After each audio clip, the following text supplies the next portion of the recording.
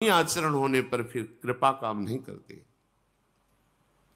आप जो चाहे वो निंदनीय कार्य करे और गुरुजनों की कृपा आपको विमान पे बैठाल के परम पद पहुंचा दे, ऐसा आज तक हमने नहीं सुना, पढ़ा नहीं, संतों से कहीं ऐसी बात नहीं सुनी।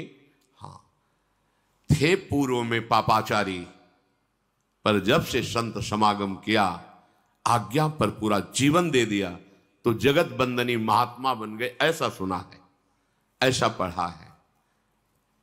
ऐसा नहीं सुना कि आप उनके समीप रहकर मनमानी आचरण करें और आपको परम पद मिल गया हो, ऐसा नहीं सुना। सिद्धांत नहीं, चाहे जो युग हो, भगवत प्राप्ति का सिद्धांत वही रहता है। हाँ, कुछ कमी बेशियां साधना में हो जाती है, पर भगवत प्राप्ति के सिद्धांत में नहीं। थोड़ी भी सिद्धांत की चूक, वो चूक ही होगी, आपके हृदय के आनंद को सुखाने वाली होगी। इस समय जो आपको अवसर मिला है, ये अमोघ है। चूक गए, पता नहीं किस युग में अवसर मिलेगा। 4,32,000 में तो अभी 5,000 के ऊपर कुछ हुआ है। बहुत बड़ा समय इस राजा का है, कलयुग का। और ये कपट, कुटिलता, व्यभिचार, हिंसा, मदिरापान, द्वित कीड़ा, इसका ही उत्साह बढ़ाएगा। इसका राज्य है। अगर बच सकते हो तो एकमात्र समर्थ है जो तुम्हें इस कलिकाल में बचा सकता है, वो भगवान नाम। नाम चल रहा और जो निषेध किया गया वो नहीं करते, बच जाओगे। जो अन्य युगों में भगवत प्राप्ति सहस्त्रों वर्ष की तपस्या से होती थी, कलयुग में नाम संकीर्तन मात्र से हो जाएगी। पर जो निषेध है वो मत करो। हम ये ध्यान नहीं देते, निषेध को उत्साहपूर्वक करते हैं, सोचते हैं अब देखें तुम कृपा कर लो। सिद्धांत नहीं है ना। संत जन परम कृपालु होते हैं। पूज्य भाई जी महाराज से निज जनों ने कहा हाथ जोड़कर कि आप चाहें तो श्री कृष्ण से मिला सकते हैं, ये हमारा विश्वास है। तो उनका भैया, अगर हम अपनी चाह की बात करें तो मेरी चाह यही है कि मैं सबको भगवत प्राप्ति करा दूं, सब सुखी हो जाएं। पर आपकी चाह के बिना श्री कृष्ण नहीं मिलेंगे। मेरी चाह तो है कि सबको भगवत प्राप्ति हो जाए। आप चाह करो, अन्य चाहों को त्याग कर आप चाह करो कि मुझे प्रभु मिल जाएं। आपकी चाह और हमारी चाह जब मिल जाएगी तो बहुत जल्दी भगवत प्राप्ति हो जाएगी। पर आप चाह पैदा करने वाले सत्संग को रोज सुनते हैं, पर अपनी चाह का आप आदर देते हैं, भगवत प्राप्ति की चाह का नहीं। इसलिए कैसे कैसे संभाल सकते हैं, कैसे सुधार हो सकता है? आप इसे एक सांसारिक मनोरंजन समझते हैं। कैसे ऐसा हो सकता है? आप 4 बजे आके सत्संग में बैठते हैं, ये सांसारिक मनोरंजन कैसे हो सकता है? और अगर आप इसे मनोरंजन नहीं समझते तो आप इसको धारण क्यों नहीं करते? दोनों बातें। अगर आप इसे सत्य समझते हैं, सौभाग्य समझते हैं, तो आप धारण क्यों नहीं करते? और अगर धारण करते तो आपकी दुर्दशा नहीं होती। ये जो मन आपको वासनाओं में फंसा करके आपकी दुर्दशा करता है, ये नहीं कर सकता। बिना ही प्रयास होई भवभंगा। आपको प्रयास नहीं करना पड़ेगा। अगर सत्संग मिल रहा है तो बिना ही प्रयास होई भवभंगा। बिना अनुभव के थोड़ी लिखा गया ये अनुभव। बड़े बड़े व्रत से, नियमों से, तीर्थयाटन से, वेदाध्ययन से, धर्म कर्म से जो बात नहीं बनती वो सत्संग से बन जाती है। आपको सत्संग मिल रहा है, परिवर्तन नहीं, फिर हमारी बात समझ में नहीं आती। सत्संग मिले और उसका रंग न बदले तो बाहर का रंग बदल गया ये तो देख लिया, लेकिन अंदर का अहंकार, वासना में मन, ये मंत्र से बदलेगा, नाम से बदलेगा, विचार से बदलेगा। आप लगते नहीं। सहज में साक्षात्कार कराने की सामर्थ्य श्रीमद चतुराशी जी में है। निरखै जुगल किशोर, ध्यान में नहीं, ऐसे खुले नेत्र। कितने मिनट लगता है, कितना बड़ा लाभ। अगर आप रफ्तार से गायन करें तो 45 मिनट, थोड़ा मन घंटा सवा घंटा, राग पूर्वक गान करें 1.25 घंटा। 24 घंटे में एक बार चतुराशी जी कर ली तो 84 लाख योनियों में जो जाने का कर्म बंधन था वो नष्ट हो गया। छुटी 84 भ्रमंते, ये सब ऐसे महापुरुषों के वचन है कि भगवान अपना प्रण भूल सकते हैं, लेकिन इन प्रेम सिद्ध महापुरुषों के वचन नहीं। भीष्म जी के वचन के लिए अपने प्रण को तोड़ दिया। फिर ये तो महाप्रेमी जन है जो प्रियालाल की सहचरी भावना में सिद्ध होकर 8 पहर सेवा में है। एक बार चतुराशी जी का रोज गायन 84 लाख योनियों में आप नहीं फंसेंगे। छुटी 84 भ्रमंते, निरखै जुगल किशोर। निरखै जुगल किशोर, भोर और रैन न जाने, कब रात गई कब दिन गया इसका भी होश नहीं। तो फिर भोगों का चिंतन कैसे होगा, भ्रष्टाचरण कैसे होंगे।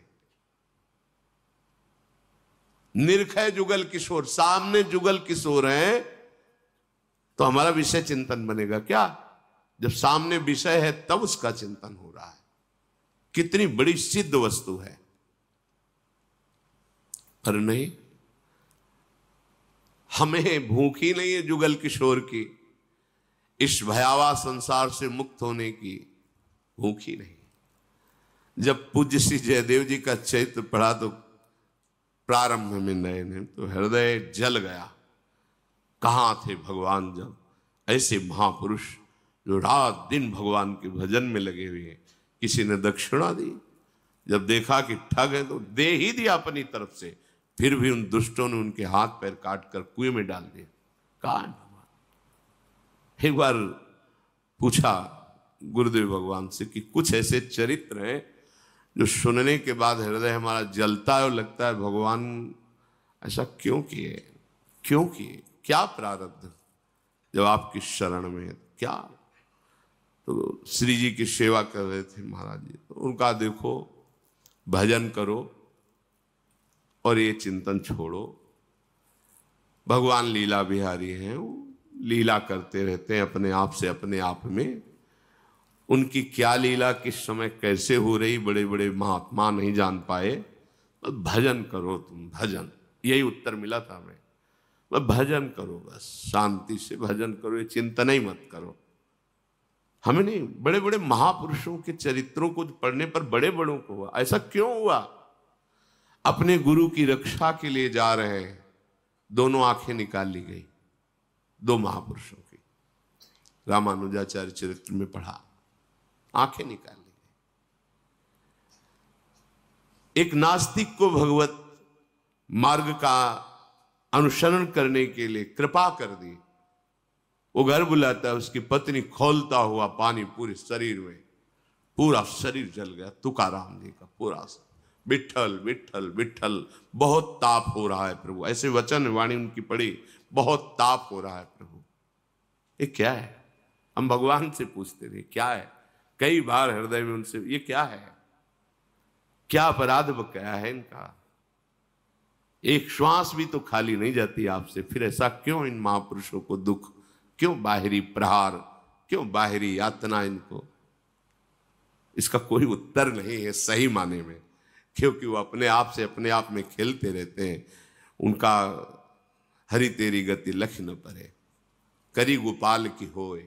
वो क्या खेलते हैं कि सरस्वती की भी बुद्धि में नहीं आता, अपने लोग तो बहुत छोटे हैं। बस इन किन प्रकारें हम अपने चित्त को प्रभु में जोड़े, निर्णय मंगल में निकलेगा। वही तुकाराम जी सदैव विमान पर बैठकर खूब घंटा नाम कीर्तन की ध्वनि के बीच से भगवान के धाम, उसी देह से सदैव भगवान के धाम को गए। ये परमार्थ पथ है, ऐसा सोचा जाए कोई संकट ना आवे, विपत्ति ना आवे, नहीं। जब कोई इस विचार करता है कि हजारों को लेकर चलेंगे प्रभु के मार्ग में, तो टांग तोड़ती माया, टांग तोड़ देती है, उसको असहाय धूल धूसरित कर देती है। और वो भी भगवान के दास है, जैसे भी बनता है घसीट के ही सही पर पाला तक पहुंचाते हैं। पाला होता है ना बीच में। ये खेल है भगवान की माया का, और ऐसा खेल है कि है स्वप्नवत पर सत्य भास रहा है। निकल चलो इस खेल से, बढ़िया अवसर मिला है। नहीं करूंगा कभी किसी का अब तन मन धन से अपमान, सब में सदा देख प्रभु को मैं, सदा करूंगा सुचि सम्मान। आप ही हो, आप ही हो, अब बताओ आप ही हो। लो मैं छल कर रहा हूं तुम्हारे साथ, कपट कर रहा हूं, तुम्हारी निंदा करूंगा, तुम्हें मारूंगा, तुम्हें दर दर के लिए भिखारी बना दो। अब बोलो मैं हूं? हाँ हो, आप ही हो। मेरा विधान ठीक है? हाँ बहुत अच्छा है। जोई जोई प्यारो करे सोई मोई भावे। बोल अब। ये बहुत लीला विहारी है, बहुत लीला विहारी है। इसको खिलवाड़ मत समझो कि दो चार माला अनुकूलता आ गई, जय हो। हाँ, कभी किसी से कहा था कि भक्ति जब रंग लाती है तो जीना मुश्किल कर देती है। कैसा जीना? मिल जहां जहां तुम्हारा राग ममता आसक्ति सब। तो उनका तो मुझे तो कई वर्ष से भक्ति कर रहा हो, मुझे तो सब अनुकूलता ही अनुकूलता दिखाई दे रही। अभी रंग की बात है ना, थोड़ा रंग आने दीजिए।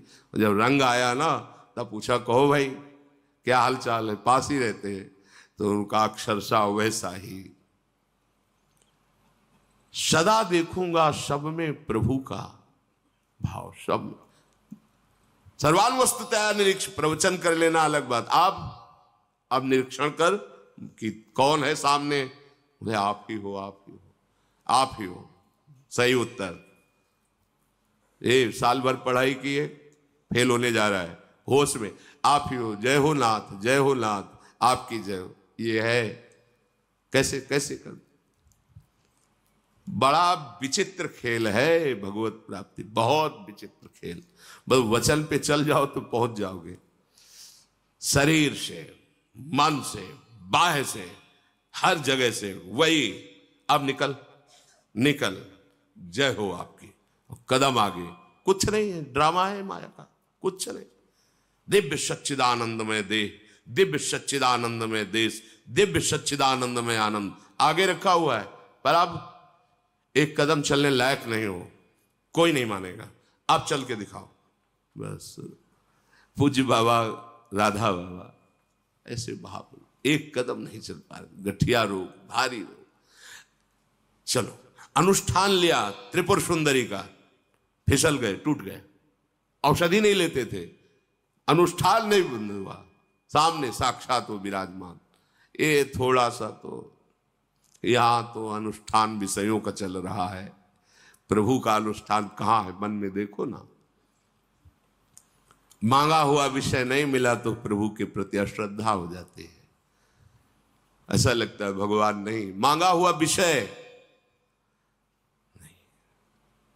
निश्चय कर लो हमें पास होना है, फेल नहीं होना है। हमारी पढ़ाई कच्ची नहीं है, सच्ची है। धन के द्वारा, तन के द्वारा, मन के द्वारा कभी किसी की हिंसा नहीं कराऊंगा।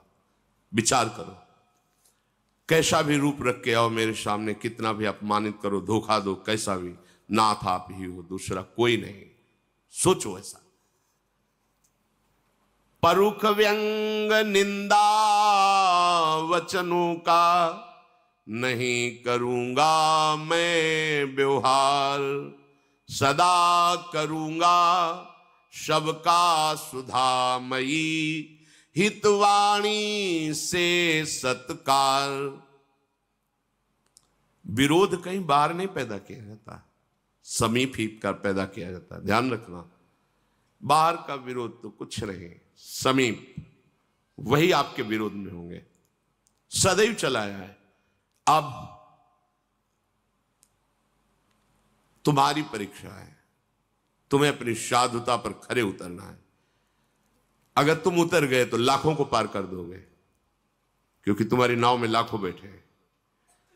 परुख वचन और व्यंग और निंदा। व्यंग वचन, भयावह वचन और निंदा, इन वचनों को सुन करके मुझे अपने व्यवहार को नहीं बदल देना है।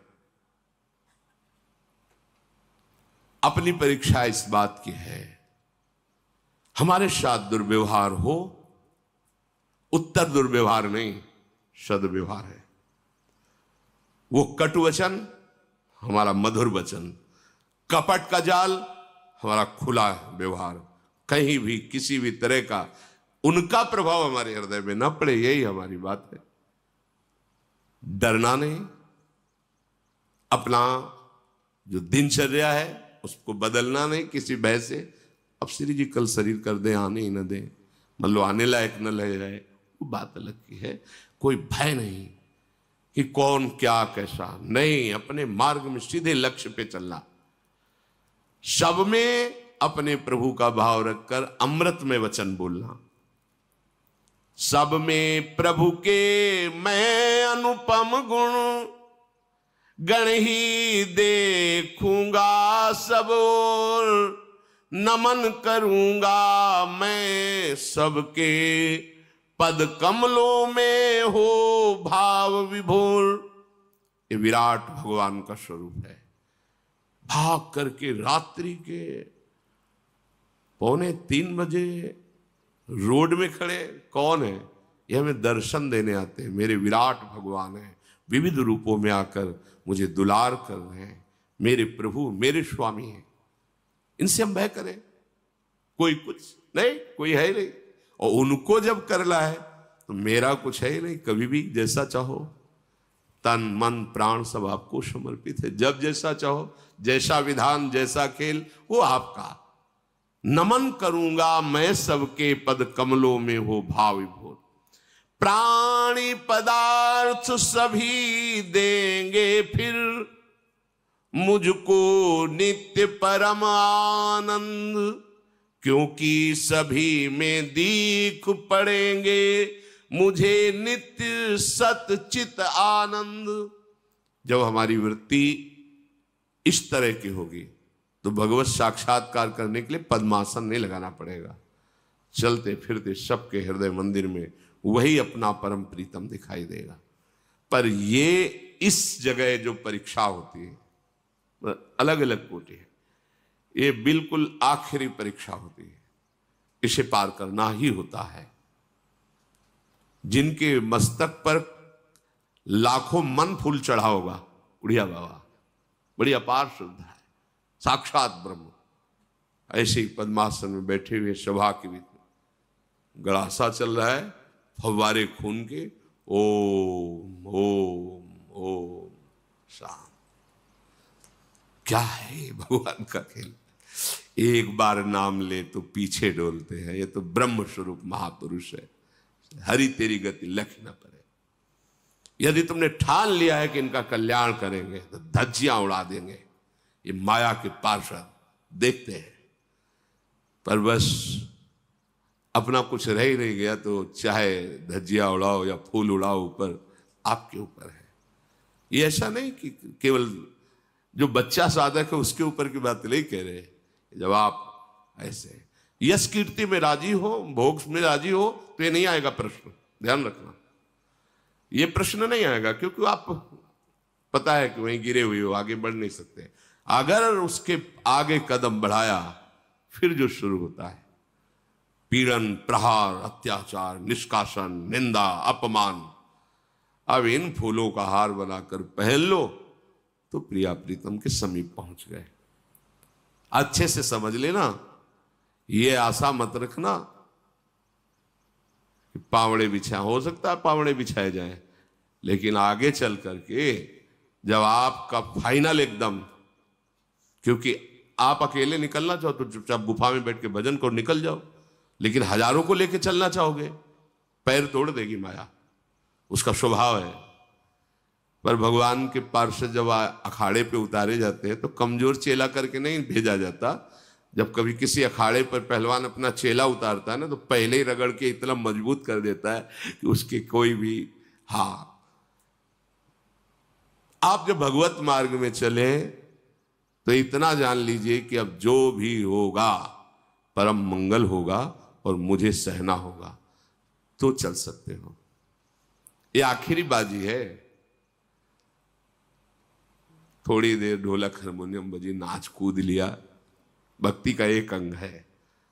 सर्वांग अंग भक्ति का प्राण पदार्थ सभी में अपने प्रभु का विधान देखना और सबको प्रभु में मानना, और इसमें अंतर ना पड़े, और वही तुम्हारे विरोध में खड़े किए जाएंगे जहां तुम्हारी आशा ही नहीं है।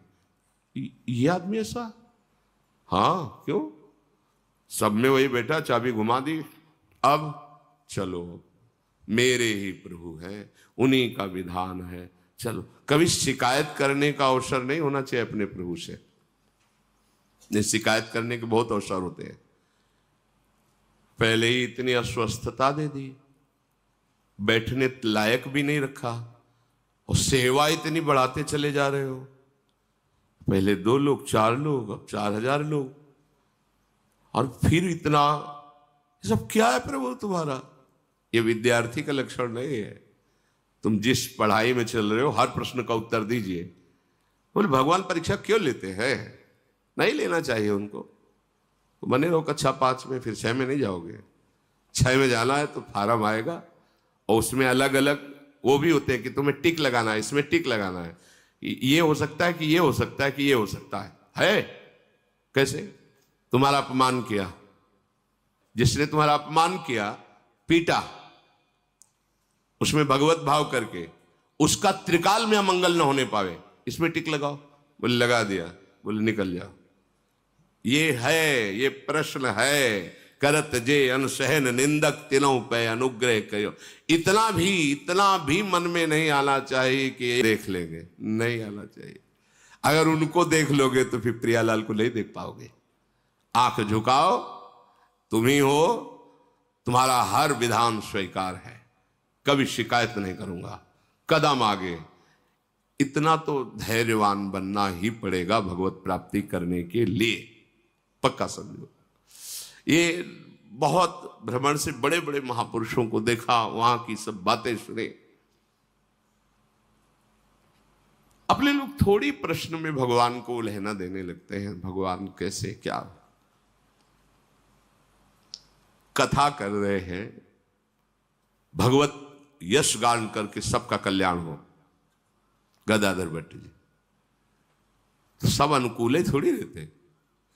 कल्याण सिंह जी बहुत श्रद्धा करके, अच्छा अब यहां सुनोगे तुम्हारा कपड़ा बदलने का मन करेगा, घर छोड़ने का मन करेगा, रात दिन भजन करने की भावना बनेगी, ब्रह्मचर्य रहने का, क्योंकि यही सतमार्ग का स्वरूप है। अब वो न तो पत्नी से बोलते, उसको लगा कि ये जो कथावाचक है इन्हीं के संग से हमारा तो जीवन ही लुट गया। वो बात ही नहीं करते थे ब्रह्मचर्य। अब उसने सोचा कि ठीक है तो हम इन्हीं को देखते हैं पहले जो उपदेश करते हैं। एक भिखारिन को भेजा, गर्भवती थी, इतनी स्वर्ण मुद्रा देंगे तुम सभा में जाके केवल। वो आई, वो कहा कि पहले तो खूब आते थे और जब ये आया तो आना ही बंद कर दिया, अब इसको कौन देखेगा? तो उनका बैठो आराम से, जिसने दिया है ना वही भरण पोषण करे, तो काहे को चिंता। कितने समर्थ महापुरुष हैं। अरे तुमने क्या कह दिया सभा में?